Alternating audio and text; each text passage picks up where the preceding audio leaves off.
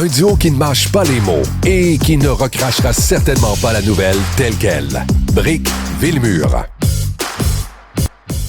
Carrément, moi, il y a des scènes que je n'oublierai pas de sitôt. Te rappelles-tu Léa Streliski qui fait de la pub avec Mark Carney, qui participe à une rencontre? Et là, des mois plus tard, abolition de la taxe Netflix. Là, les artistes disent « Ah, mon Dieu, on n'aurait pas dû peut-être... on pensait qu'il allait aller plus loin pour nous. » C'est un peu la même affaire avec les mouvements écolos. Il y a beaucoup de gens... De toute façon, quand on regarde les résultats de l'élection d'avril 2025, tout le vote du NPD, là, ou presque, est allé au Parti libéral du Canada, parce que les gens se disaient c'est lui, là, il va être capable de faire avancer nos causes.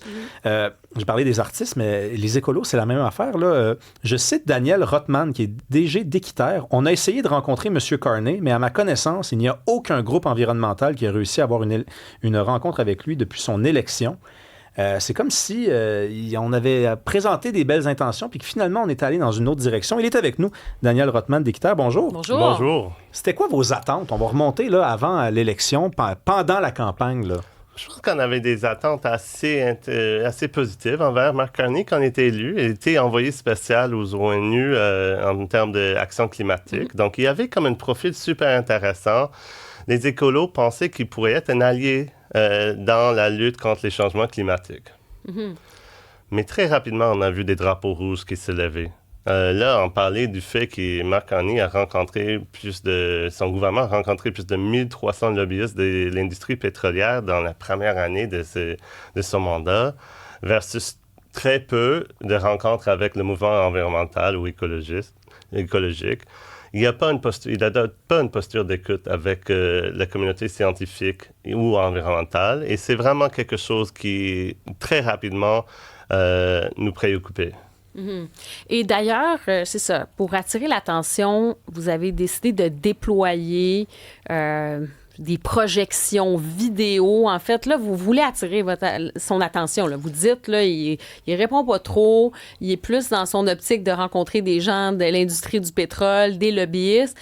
Faut que notre message passe. Qu'est-ce que vous avez décidé de faire? Puis si vous nous suivez via aussi, là, soit à l'écran, à l'écran, là, vous allez voir justement ces messages-là. Là. Qu'est-ce que c'est que ces messages? C'est quoi cette campagne-là? Bien, c'est une campagne de sensibilisation. Effectivement, mardi soir, on a lancé une campagne, on a projeté 6 messages. C'est gros, là, sur des édifices de la ville. C'est immense, on s'entend, c'est bien plus grand que j'avais même prévu. Avez-vous le droit de faire ça, une petite question? On a le droit, parce que c'est pas de la vandalisme, hein, c'est des projections. Donc, on a le droit de le faire, c'est tout à fait légal. C'est artistique. Oui, et là, c'était vraiment un succès énorme. Ça a permis de sensibiliser le grand public sur des actions de Mark Carney qui menacent l'environnement, qui ne sont pas pris en notre nom, d'après moi. Et aussi, ça permet d'attirer l'attention, on espère, de Mark Carney pour qu'il vienne à la table pour nous discuter de ces enjeux. Mais vous avez vraiment eu aucune rencontre avec lui ou avec le ministre de l'Environnement? On a eu 2 rencontres avec le ministre de l'Environnement, une avec les groupes québécois, le groupe écologique québécois, et une avec les groupes écologiques canadiens. On a tenté à plusieurs reprises de rejoindre M. Carney directement et on n'a pas eu la chance de le faire jusqu'à maintenant. C'est quoi l'ambiance avec le ministre de l'Environnement? Est-ce qu'il s'excuse que Mark Carney ne soit pas disponible? Est-ce que c'est votre allié? Moi, je le trouve que c'est notre allié. Ma lecture politique est qu'elle est une alliée qui a beaucoup de pouvoir dans le cabinet, mais c'est ma lecture personnelle. Et d'ailleurs, dans ces fameuses projections lumineuses là, qui sont déployées de manière artistique, donc ça, je pense qu'il y a quand même un impact à ce moment-là. On n'embête pas les gens nécessairement. Là, c'est pas tu vas bloquer un pont, dérouler une banderole le matin à 7 heures à l'heure de pointe. Là, il y a comme quelque chose qui frappe, mais on reste dans ces déploiements plus pacifiques, mais c'est quand même des messages hostiles. Tu sais, Mark Carney t'a manipulé. Mark Carney n'est pas celui que tu pensais. Mark Carney annonce un pipeline pendant que tu crèves de chaleur. Mark Carney doit faire mieux. Le mouvement écolo, est-ce qu'il est en beau joie le vert? Est-ce qu'il est vraiment frustré contre Mark Carney en ce moment? Oui, bien sûr. Mark Carney, à plusieurs reprises, a pris des décisions qui mettent en péril notre sécurité à la long terme pour des intérêts de l'industrie, d'après moi.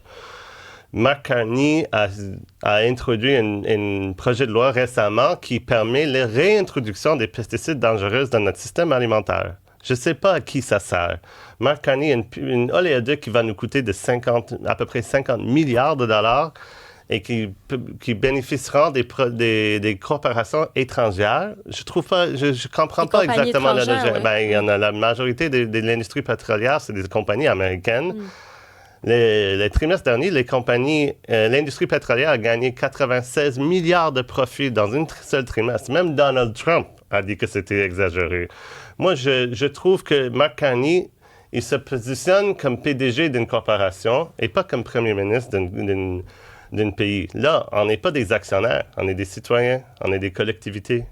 Stephen Guilbeault, est-ce que vous avez gardé des contacts avec lui? Bien, Stephen Guilbeault était, jusqu'à très récemment, notre représentant parlementaire. Donc, on avait été notre député. Donc, on avait des rencontres de façon assez formelle avec des groupes dans son arrondissement. Mais depuis ses actions, on n'a pas eu de contact avec lui. Mais quand on regarde, par ailleurs, en ce moment, je ne sais pas, avec le contexte international, tu sais, on a l'impression que peut-être Mark Carney, il se dit, moi, j'ai la population de mon côté. Là, les gens veulent qu'on pèse sur l'accélérateur, puis qu'on en fasse des projets, puis qu'on aille chercher notre pétrole, parce que si on le prend pas ici, de toute façon, on va aller devoir le prendre ailleurs, dans des pays où la situation des droits humains n'est pas nécessairement la meilleure, ou de toute façon, il va falloir transporter ça ici. Ça a des enjeux environnementaux et de sécurité énergétique, donc tant pis. Avez-vous l'impression peut-être que votre message est plus audible aujourd'hui dans ce contexte-ci? Je vais répondre à votre question, mais une précision. L'oléoduc qu'il annonce, c'est pas pour nos propres besoins, c'est pour l'exportation. Donc, c'est vraiment pas pour justement notre crise énergétique à laquelle on fait face. Mais je suis d'accord qu'il faut que notre message perce dans la grande population, la population québécoise qui était en grande partie responsable pour l'élection et la majorité de Mark Carney, du gouvernement Mark Carney. Mais je pense qu'une façon de mettre la lumière sur ce qui se passe, c'est justement ce genre d'action plus, entre guillemets, militante, mais c'est vraiment une campagne de sensibilisation pour dire, écoute, il y a, un oléoduc qui a beaucoup de publicité, mais il y a d'autres mesures qui se passent derrière tout ça. Vous parlez justement de transport collectif. Mark Carney a coupé 5 milliards parmi un budget de 30 milliards dans notre budget de transport collectif au Canada. C'est quand même grave, ça a un impact énorme sur notre vie quotidienne. À un moment donné, il va falloir que Mark Carney fait mieux. Et on va dénoncer ces drapeaux rouges, mais on veut qu'il les transforme en drapeaux verts. Mais c'est parce que la question de Karima est importante. C'est comme si on a la preuve que ça ne se matérialise pas, les idées que vous avez, que vous défendez, parce que même Mark Carney, qui vous a fait des promesses, lui arrive au pouvoir puis il se dit, je travaille pour tous les Canadiens, puis eux autres, ils me demandent pas d'aller dans ce sens-là. Donc, parce que là, il y avait Pierre Poilievre qui était l'ennemi, et là, c'est m'a rendu Mark Carney. C'est qui votre allié? C'est parmi les partis politiques, là? Pour nous, c'est pas forcément nécessaire qu'on ait des alliés, on a la population derrière nous. Dans les sondages, l'environnement reste important pour les Québécois et les Québécoises. On représente les Québécois et les Québécoises. Et d'après moi, notre allié, ça va être la population. C'est pourquoi on fait cette campagne de sensibilisation. On a tous un rôle à jouer pour s'assurer que nos droits sont protégés. Mais on dirait que si vous m'aviez dit ça il y a 5 ans, je l'aurais accepté, mais on dirait que c'est de moins en moins le cas quand même quand vous dites le soutien de la population. On dirait que la population n'est pas là. Il y a le coût de la vie. Quand on les sonde sur les Québécois, peut-être pas, mais les Canadiens sur les projets d'oléoduc qui sont en faveur, dans l'Ouest, ils sont en faveur. C'est clair que si vous demandez à quelqu'un, est-ce que vous êtes en faveur d'un oléoduc qui va nous amener X milliards de dollars? Mais c'est un fait, de toute façon. Oui, les gens vont dire oui. Mais si vous proposez d'autres projets, c'est pas forcément l'oléoduc qui va sortir en premier. Donc ça, il faut savoir que Mark Carney est très, très stratégique dans la façon dont il cadre les discussions. Il pose des questions, il dit, voici un projet d'intérêt national. Ça vous intéresse? Il pose pas la question, c'est quoi les projets d'intérêt national qui vont vous intéresser? Est-ce qu'il y a moyen de faire du développement quand même énergétique, économique, qui pourra satisfaire un jour les écologistes? Parce qu'on a l'impression que c'est pas quelque chose qui est véritablement possible. Bien, moi, je pense que la question économique de l'énergie renouvelable a été déjà répondue. L'énergie renouvelable, c'est le secteur en énergie qui grandit le plus à travers le monde. En fait, même aux États-Unis, les ventes de véhicules électriques sont les automobiles qui sont vendus le plus depuis la guerre en Iran. le monde aille vers cette tendance d'aller dans les énergies renouvelables, l'électrification de leur vie quotidienne, avec tout ce qui se passe dans l'environnement, on n'a pas le choix de le faire. Bien, merci beaucoup, Daniel Rothman. Allez voir sur la page Instagram d'Équiterre, c'est quand même spectaculaire. Là. Oui. On laisse de ton côté l'idéologie. Là. C'est beau hein, quand même ce qui a été fait. Puis vous me confirmez que c'est légal. C'est légal. Ah, ben, je vais faire ça ce soir. Moi, j'ai un projecteur chez nous. On va aller m'amuser. Merci. Merci. Merci.